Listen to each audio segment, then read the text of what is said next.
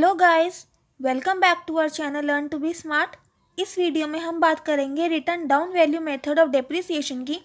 हमने SLM method पढ़ा था, स्ट्रेट लाइन मेथड पढ़ा था, जिसमें हमने देखा था कि जो भी डेप्रिसिएशन का अमाउंट होता है वो हर साल सेम रहता है और डेप्रिसिएशन का रेट हम ओरिजिनल कॉस्ट पे अप्लाई करके हर साल का डेप्रिसिएशन निकाल सकते हैं और जो कि सेम रहता है। अब हम रिटर्न डाउन वैल्यू मेथड पढ़ेंगे।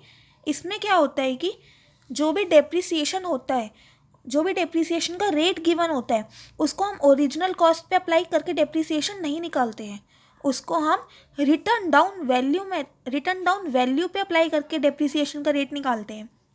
अब ये रिटर्न डाउन वैल्यू होती क्या है? रिटर्न डाउन वैल्यू मैंने आपको ऑलरेडी लास्ट वीडियो में एक्सप्लेन कर रखा है। रिटर्न डाउन वैल्यू हम कैसे निकालेंगे? कॉस्ट में से डेप्रिसिएशन को माइनस कर देते हैं तो हमारे पास रिटर्न डाउन वैल्यू आ जाती है। अगर हमें फर्स्ट ईयर के एंड में रिटर्न डाउन वैल्यू चाहिए तो कॉस्ट में से हम फर्स्ट ईयर का डेप्रिसिएशन माइनस कर देंगे तो हमारे पास फर्स्ट ईयर के एंड की रिटर्न डाउन वैल्यू आ जाएगी। अगर हमें सेकेंड ईयर के एंड की रिटर्न डाउन वैल्यू चाहिए तो जो फर्स्ट ईयर की एंड की रिटर्न डाउन वैल्यू आई थी उसमें से हम सेकेंड ईयर का भी डेप्रिसिएशन माइनस कर देंगे तो हमारे पास सेकेंड ईयर के एंड की, मतलब कि थर्ड ईयर के बिगिनिंग की रिटर्न डाउन वैल्यू आ जाएगी। तो ऐसे हम हर साल की रिटर्न डाउन वैल्यू निकाल सकते हैं और उस रिटर्न डाउन वैल्यू पे WDV पे हम डेप्रिसिएशन का रेट को अप्लाई करके डेप्रिसिएशन निकाल सकते हैं। तो इसलिए इसका नाम है रिटर्न डाउन वैल्यू मेथड। इसको हम एक एग्जांपल लेके समझते हैं कि इसमें रिटर्न डाउन वैल्यू हमें कैसे निकालनी है और उस पर हमें डेप्रिसिएशन कैसे निकालना है। जैसे कि कॉस्ट हमारे पास एसेट की है ₹1 lakh, cost of the asset 1 lakh है एंड डेप्रिसिएशन रेट गिवन है आपको 10% पर एनम ऑन WDV। हमें WDV यूज़ करके डेप्रिसिएशन निकालना है।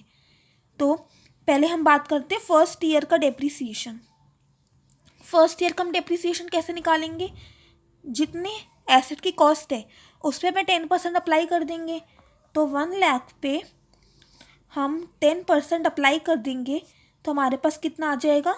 10,000 का डेप्रिसिएशन। ये आ गया हमारे पास फर्स्ट ईयर की डेप्रिसिएशन। अब सेकेंड ईयर का अगर हमें डेप्रिसिएशन निकालना है तो हमें कैसे निकालेंगे? अब सेकेंड ईयर की पहले हमें WDV चाहिए होगी। कितनी WDV आएगी? रिटर्न डाउन वैल्यू आएगी। तो हम अगर कॉस्ट में से उसकी डेप्रिसिएशन माइनस कर देंगे तो हमारे पास उसकी WDV आ जाती है। तो 1 लाख में से अगर हम 10,000 माइनस करते हैं तो हमारे पास कितना अमाउंट आता है? 90,000।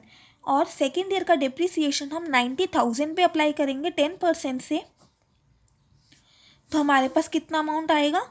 9,000। तो ये सेकेंड ईयर की डेप्रिसिएशन का अमाउंट हो गया। और अगर हमें थर्ड ईयर का डेप्रिसिएशन निकालना है तो थर्ड ईयर का हम डेप्रिसिएशन कैसे निकालेंगे? हमें पहले इसकी भी WDV चाहिए। तो 90,000 जो पहले हमारे पास WDV आया था, जो भी हमारे पास बैलेंस आया था, उसमें से हम सेकेंड ईयर का डेप्रिसिएशन माइनस कर देंगे। तो अगर हम 90,000 में से 9,000 माइनस करते हैं तो हमारे पास आता है 81,000 और इस पर हम 10% अप्लाई कर देंगे। हमारे पास कितना आंसर आ जाएगा? 8,100। तो ये हमारे पास थर्ड ईयर का डेप्रिसिएशन आ गया। तो हमने इसमें डेप्रिसिएशन कैसे कैलकुलेट किया? हर साल की जो भी रिटर्न डाउन वैल्यू आती थी उसमें हमने डेप्रिसिएशन कैलकुलेट किया। फर्स्ट ईयर की जो कॉस्ट होगी वही उसकी रिटर्न डाउन वैल्यू भी होगी, बिकॉज फर्स्ट ईयर में जब हमने एसेट को परचेज किया तब तो हमारे पास कोई डेप्रिसिएशन लगा ही नहीं है, तो हमने डेप्रिसिएशन उसकी कॉस्ट पे ही अप्लाई कर दिया। 1 लाख का 10% जो कि आ गया 10,000। जो सेकेंड ईयर है उसकी पहले हमने WDV निकाली, मतलब कि 10,000 का डेप्रिसिएशन अप्लाई करने के बाद एसेट की वैल्यू कितनी बच गई है? तो एसेट की वैल्यू 90,000 बच गई थी। ये हमने कैसे निकाला? 1 लाख माइनस 10,000। अब इस साल की स्टार्टिंग में एसेट की वैल्यू इतनी बच गई थी। अब इस पे हमने डेप्रिसिएशन कैलकुलेट किया तो आ गया अमाउंट 9,000। अब थर्ड ईयर के बिगिनिंग में एसेट की वैल्यू कितनी बच गई थी? सेकेंड ईयर के बाद 9,000 की वैल्यू और डेप्रिशिएट हो गया था एसेट्स, तो एसेट 9,000 से और कम हो गया था। तो कितनी बच गई थी वैल्यू? 90,000 में से हमने 9,000 माइनस कर दिया तो वैल्यू आ गई थी हमारे पास 81,000। फिर हमने इस पे अप्लाई किया 10% और आगे हमारे पास 8100 का अमाउंट। अगर हमें 4th ईयर की डेप्रिसिएशन निकालनी है तो हम कैसे अप्लाई करेंगे? जो 81,000 वैल्यू बच गई थी उसमें से एसेट और 8100 से कम हो गया, तो 81,000 में से हम 8100 माइनस करेंगे और जो भी अमाउंट आएगा उस पर हम डेप्रिसिएशन का रेट अप्लाई कर देंगे, जिससे कि हमारे पास 4th ईयर की डेप्रिसिएशन आ जाएगी। और इसी तरह से हम सब ईयर्स के डेप्रिसिएशन कैलकुलेट कर सकते हैं। तो बहुत ईजी है ये रिटर्न डाउन वैल्यू मेथड, कुछ भी मुश्किल नहीं है। स्ट्रेट लाइन मेथड में होता था हम हमेशा ओरिजिनल कॉस्ट पे डेप्रिसिएशन का रेट अप्लाई करते थे। रिटर्न डाउन वैल्यू मेथड में है हम हमेशा जो एसेट की WDV आती है उस पर हम डेप्रिसिएशन का रेट अप्लाई करते हैं। और एक बात और नोटिस करी हमने कि स्ट्रेट लाइन मेथड में डेप्रिसिएशन हर जगह सेम रहता था, लेकिन WDV में हर बार आप नोटिस करोगे कि डेप्रिसिएशन का अमाउंट कम हो रहा है। फर्स्ट ईयर में 10,000 है, सेकेंड ईयर में 9,000 हो गया डेप्रिसिएशन, और थर्ड ईयर में डेप्रिसिएशन 8100 हो गया। फोर्थ ईयर में 8100 से भी कम हो जाएगा, फिफ्थ ईयर में उससे भी कम हो जाएगा। मतलब हर साल डेप्रिसिएशन की वैल्यू कम होती रहती है। ये WDV में आप नोटिस करोगे। ऐसा क्यों होता है? बिकॉज जो भी आप डेप्रिसिएशन का रेट अप्लाई कर रहे हो वो WDV पे अप्लाई कर रहे हो, और WDV हमेशा पिछले साल के WDV से कम ही होगी। जैसे कि फर्स्ट ईयर में 1 लाख थी, सेकेंड ईयर में वो 90,000 हो गई है, तो 90,000 पे आप रेट अप्लाई करोगे तो ऑब्वियसली आपका डेप्रिसिएशन फर्स्ट ईयर से कम ही आएगा। वैसे ही थर्ड ईयर में भी WDV सेकेंड ईयर से कम थी, तो उस पर अगर आप डेप्रिसिएशन का रेट अप्लाई करोगे तो उस साल का डेप्रिसिएशन भी सेकेंड ईयर से कम आने वाला है। तो हर साल वैल्यू कम होती रहती है, जिसकी वजह से WDV भी कम होती रहेगी और जिसकी वजह से डेप्रिसिएशन का अमाउंट भी कम आएगा आपके पास। तो ये एक मेजर डिफरेंस होता है स्ट्रेट लाइन मेथड और WDV मेथड में, कि स्ट्रेट लाइन मेथड में एवरी ईयर डेप्रिसिएशन का amount remain same and WDV method में depreciation amount keeps on reducing.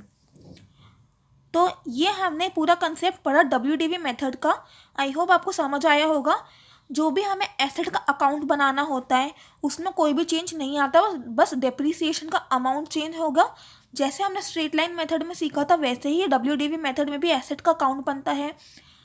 अगर हमें प्रोविजन फॉर डेप्रिसिएशन अकाउंट को मेंटेन करना है या फिर प्रोविजन फॉर डेप्रिसिएशन अकाउंट को मेंटेन नहीं करना, कोई डिफरेंस नहीं है, बिल्कुल सब कुछ वैसे ही है, बस डेप्रिसिएशन का अमाउंट में चेंज आएगा। फिर भी ताकि कोई कन्फ्यूजन ना हो और बेटर क्लैरिटी के लिए हम एक क्वेश्चन WDV मेथड में भी सॉल्व करने वाले हैं नेक्स्ट वीडियो में। इस वीडियो के लिए इतना ही रखते हैं, आगे की बात हम अगली वीडियो में करेंगे।